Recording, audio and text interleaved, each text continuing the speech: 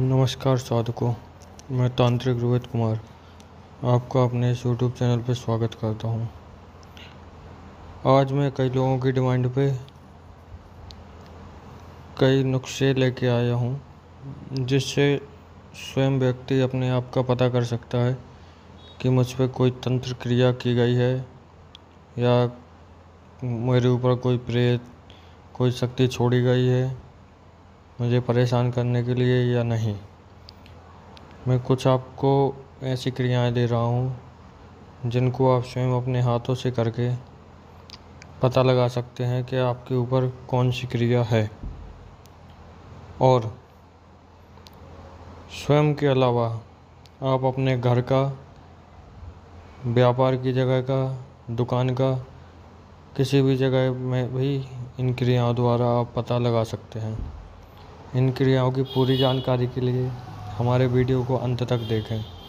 इसलिए अगर कुछ पॉइंट आपने छोड़ दिए और क्रिया की तो उसमें आपको भी खतरा हो सकता है। इसलिए पूरा देखें, समझें, उसके बाद फिर क्रिया करें।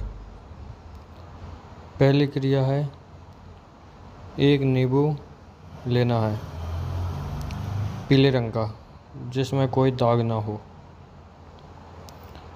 उस नींबू में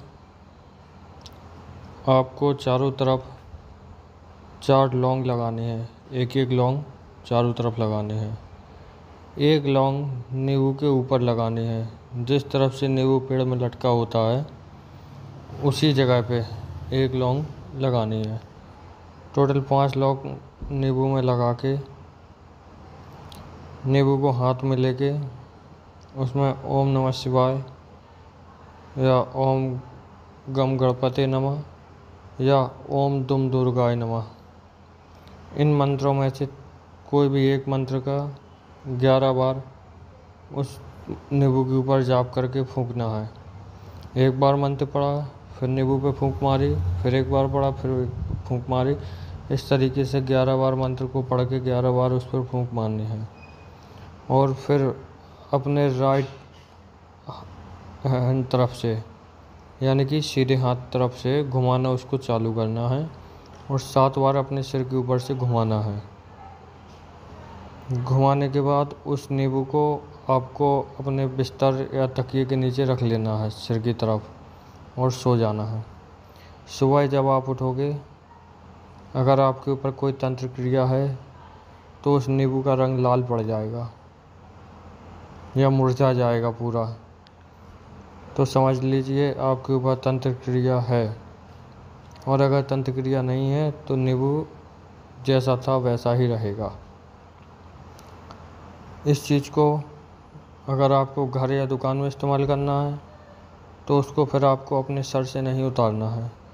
सिर्फ नींबू में लौंग लगाकर जिस तरीके से बताई हुई हैं, फिर उस पर इन तीनों में से किसी भी एक मंत्र का जाप करके उस नींबू को अपने जिस जगह का पता करना है उस जगह पे एक रुमाल बिछाएं सफ़ेद।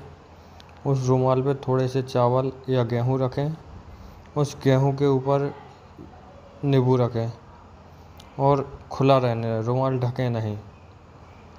अपने व्यापार वाली जगह के सेंटर में या घर की छत पे सेंटर में या आंगन में कहीं भी उसको रख के और रात भर के लिए छोड़ दें। अगर आपके घर में कोई शक्ति होगी तो वह उस नींबू पे अपना असर दिखाएगी। आप सवेरे उस नींबू को देखें, अगर उसका कलर डाउन हुआ है, उसमें दाग पड़ गए हैं या वो मुरझा गया है, तो समझ लीजिए कि आपके घर में गलत चीज़ है। अब मैं आपको दूसरा विधान बताता हूँ, जो कि थोड़ा रिस्क वाला है।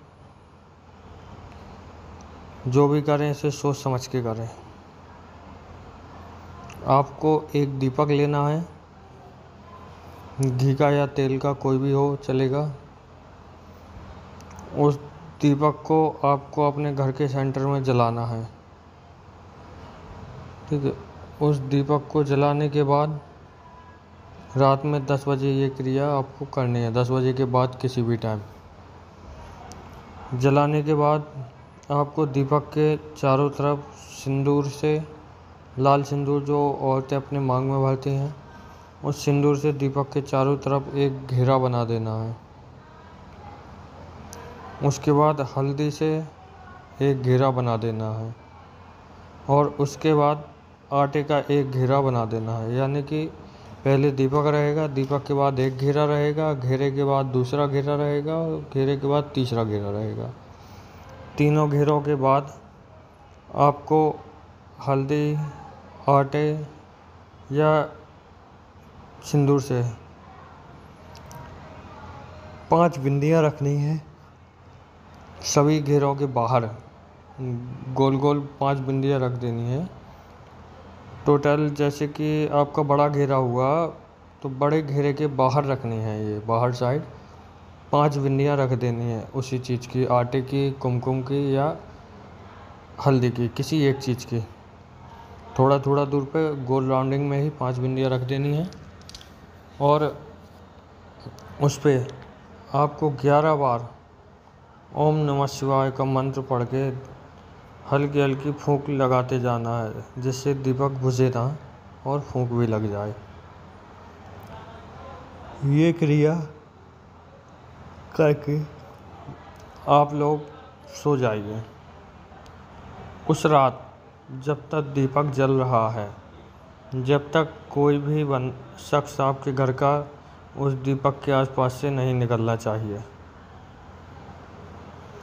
सुबह जब आप उठें 3 बजे के बाद, ब्रह्म मुहूर्त लगने के बाद आप उठ सकते हैं, किसी को कोई नुकसान नहीं होगा।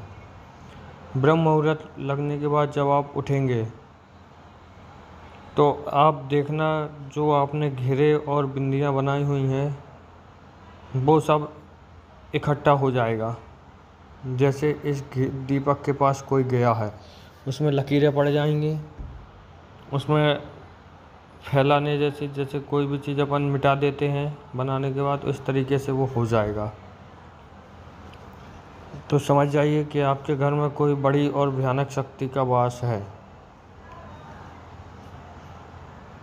क्योंकि जो भी शक्ति है उस रोशनी को बुझाने के लिए जाती है। क्योंकि जब हम उस पर 11 बार ओम नमः शिवाय का जाप करके फूंक लगाते हैं तो उस दीपक में स्वयं शिव का वास हो जाता है और वो शक्ति उनसे भयभीत होकर उनको भगाने के लिए उस दीपक को बुझाने की कोशिश करती है। और जब वो उसके पास जाती है तो वह जो अपने घेरे लगे हुए हैं उनको काटते हुए जाती है।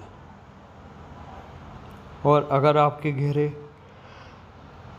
सही सलामत मिले तो समझ जाइए कि हमारे घर में कोई भी तंत्र बाधा या कोई भी बुरी शक्ति नहीं है।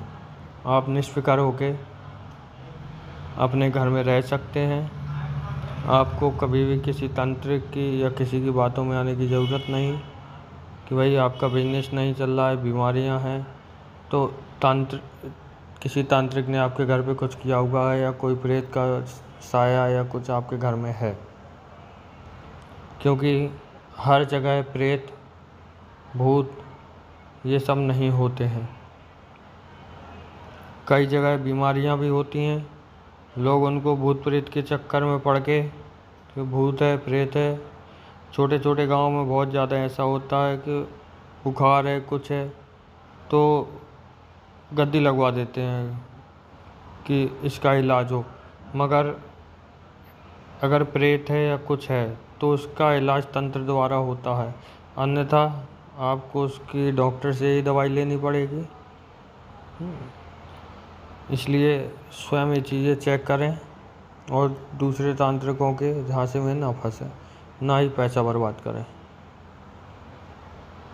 आगे इसी प्रकार की अन्य जानकारियों के लिए हमारे चैनल से जुड़े रहें, हमारे केंद्र से जुड़ें और ज़्यादा से ज़्यादा लोगों तक हमारी जानकारी पहुँचे।